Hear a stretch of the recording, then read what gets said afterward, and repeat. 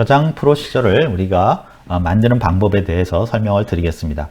저장 프로시저를 만들 때는 우리가 create procedure라는 명령어를 씁니다. create procedure라는 키워드를 쓰고요. 그 다음에 procedure name, 저장 프로시저 이름을 쓰고 가로 열고 거기에 입력으로 파라미터 또는 아웃풋으로 나올 파라미터 name하고 그거에 자료형을 집어넣습니다. 우리가 일반적으로 프로그램 언어에서 함수를 적용하는 거랑 굉장히 유사하죠.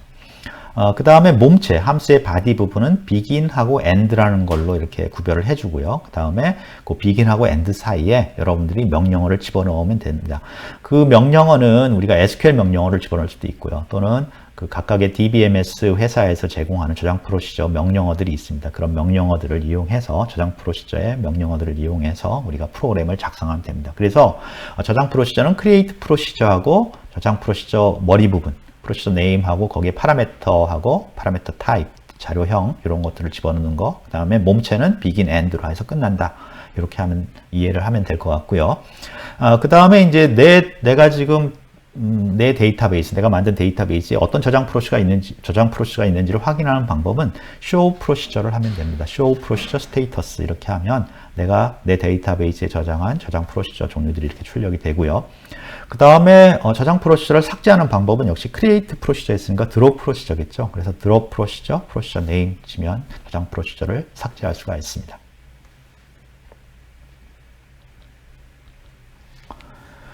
간단한 이제 저장 프로시저 예제를 보여드릴 텐데요. 여기서 이제 그 예제를 살펴보기 전에 거기 보면 delimiter라는 그런 명령어를 사용했습니다. 그 저장 프로시저 처음 시작하기 전에 delimiter하고 사선 2개, 슬래시 2개를 걷고요. 그 다음에 또 이 저장 프로시저를 입력한 다음에 타이핑해서 입력을 했겠죠. 우리 MySQL 그 인터랙티브 쿼리 프로세스에서 한 다음에 마지막에 또 딜리미터하고 이제 세마이콜론을 쳤죠. 그래서 이 딜리미터 2개 앞에 그 딜리미터하고 슬래시 친 거하고 딜리미터 세마이콜론은 어떤 의미냐면 딜리미터는 이제 MySQL에서 제공하는 명령어로 딜리미터를 치면은 우리가 보통 세마이콜론이죠. 세마이콜론을 치면은 어떻게 됩니까? 우리가 MySQL이 인터랙티브 시스템이기 때문에 사용자가 이 명령어를 실행하라는 뜻이구나 라고 생각을 합니다. 그래서 select 하고 우리가 세마이콜론을 치지 않으면 세마이콜론을 치면 이제 그걸 실행을 해서 결과를 보여주죠. 근데 세마이콜론을 치지 않으면 아직도 명령어를 치고 있구나 이렇게 생각하는 거죠. 근데 이제 공교롭게도 이 저장 프로시저의 명령어들이 끝날 때 전부 다 세마이콜론을 치게 됩니다. 그래서 여러분들이 이 딜리미터를 다른 걸로 지금 세마이콜론으로 보통 돼 있거든요. MySQL에. 그래서 딜리미터를 여기서는 더블 슬래시 2개로 바꾸지 않으면 여러분들이 create 프로시저하고 쭉 명령어를 치다 보면 예를 들어 거기 보면 begin 하고 세마이콜론 치거든요. 그러면 그걸 그냥 실행시키려고 얘가 실행시켜 버리는 거죠. 그러면 안 되잖아요. stored 프로시저는 한꺼번에 그걸 저장한 걸 갖고 있다가 한꺼번에 실행시켜야 되니까 이 stored 프로시저를 입력하기 전에 일단 딜리미터를 세마이콜론에서 뭔가 다른 걸로 바꿔야 되는 거죠. 그래서 딜리미터하고 슬래시 2개를 친 거죠. 그러고 나면 이 슬래시 2개가 치기 전까지는 명령을 실행을 안 하는 거죠. 그래서 create 프로시저 쭈쭈쭈 쓰고 세마이콜론을 막 쳐도 얘는 아직도 슬래시 2개가 오기 전까지는 아직도 그 유저가 명령어를 입력하고 있구나 생각을 하죠. 그래서 다 치고 이 stored 프로시저 end하고 stored 프로시저 세마이콜론 쳐서 end까지 다 친 다음에 어떻게 합니까? 지금 정의되어 있는 슬래시 2개짜리 딜리미터를 딱 치면 그때 얘가 쭉 실행을 하는 거죠. create 프로시저하고 그 아래에 있는 명령어 begin, set, repeat, end까지 한꺼번에 쭉 실행을 해서 어떻게 합니까? 실행한다는 얘기는 이 stored 프로시저를 실행한다는 뜻이 아니라 create 프로시저 문이니까 그거를 저장을 하는 거죠. 이 stored 프로시저 do repeat라는 거를 그 아래에 있는 명령어들을 가지고 있는 그런 do repeat라는 stored 프로시저를 내 데이터베이스에 저장해야겠다 이렇게 하는 거죠. 그 다음에 다시 이제 딜리미터하고 세마이콜론 친 이유는 우리가 보통은 세마이콜론을 딜리미터로 사용하잖아요. 명령어를 실행시켜라 하는 그 의미로. 그러니까 그걸 다시 바꾸는 거죠. 그래서 여기 딜리미터 앞에 슬래시 2개 하고 딜리미터 세마이콜론 한 의미를 여러분들이 왜 했는지를 좀 이해를 하셔야 될 것 같습니다. 자, 이제 그러면 딜리미터 얘기는 끝났고요. 그 내부를 한번 볼게요. create procedure do repeat. do repeat가 프로시저의 이름이겠죠. 그 다음에 p1이라는 게 변수겠죠. 그 다음에 int 하고 닫았습니다. int는 뭐냐면 자료형인데 자료형은 우리가 테이블 정의할 때 속성, 자료하고 똑같습니다. 그래서 P1이라는 인테저 타입의 자료 입력을 받겠다 그런 얘기고요. 그 다음에 당연히 이제 그게 헤더 부분이었고 begin, end 해서 그 stored procedure, 저장 프로시저의 몸체 부분이 있죠. 그래서 set at x는 0. 그래서 요거는 이제 변수 at x라는 그 내부 변수, stored procedure 내부 변수를 하나 정의를 했고요. 그래서 값을 0으로 만들었고요. repeat set at x는 at x 플러스 1. 하나씩 이제 at x를 더해 나가라 그런 뜻 같고요. 그 다음에 until 언제까지 at x가 p1보다 크면은 그때는 and repeat. 이 repeat 그 이렇게 그러니까 뭐죠? 계속 반복하는 것을 벗어나라. 즉 p1이란 값이 들어오면 인테저 값이 들어오는데 그게 0부터 계속 이제 더해 가고 있다. 0부터 이 값을 더하고 있다가 언제까지 그 우리가 x라는 변수 값이 p1보다 크면은 이 멈춰라 그런 얘기죠.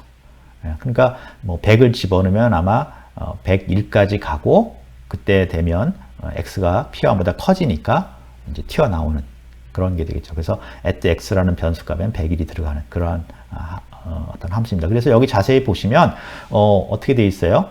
어떤 흐름이 있죠. 리피트라는 것도 있고요. 그 다음에 어떤 조건, until 언제까지 해라. 그래서 이건 SQL 문장에 우리가 declarative, 선언적인 지금까지 보던 select, 뭐 update 이런 거랑 전혀 다른 어떤 흐름 중심의 명령어를 쓸 수 있게 그렇게 해놓은 거죠. 그래서 이게 stored procedure의 예입니다.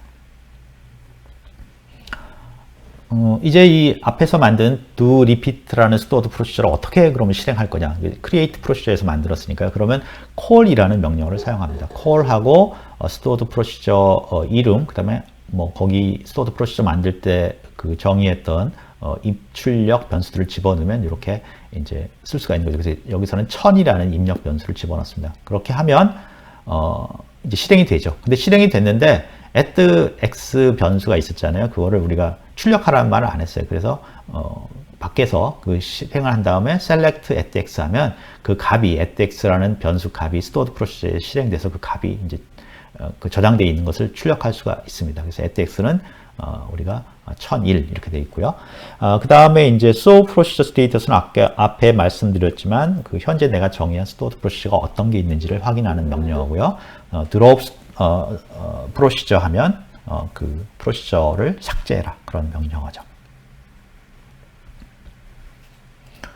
앞에 이제 stored procedure 예에서는 사실 select 문이나 update 문 같은 SQL 문장을 사용하지 않았습니다. 근데 stored procedure의 가장 큰 장점 중에 하나는 데이터베이스의 SQL 문장들을 그 안에 쉽게 집어넣을 수 있다 그런 거죠. 그래서 이 예는 stored procedure를 만들어 놨는데 거기에 이제 student in이라는 stored procedure를 만들었고요.